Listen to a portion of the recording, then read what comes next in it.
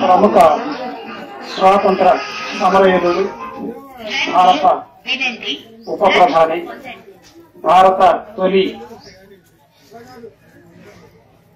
అధికారంలో అనేకమైనటువంటి పదవులు చేపట్టి అతి చిన్న వయసులో ఈ దేశానికి ఎనలేని సేవలు అందించినటువంటి మహానేత బాబు జగజీవన్. దేశానికి వ్యవసాయ శాఖ మంత్రిగా రైతు విప్లవాన్ని తీసుకొచ్చినటువంటి మహోన్నత వ్యక్తి బాబు జగజీవన్.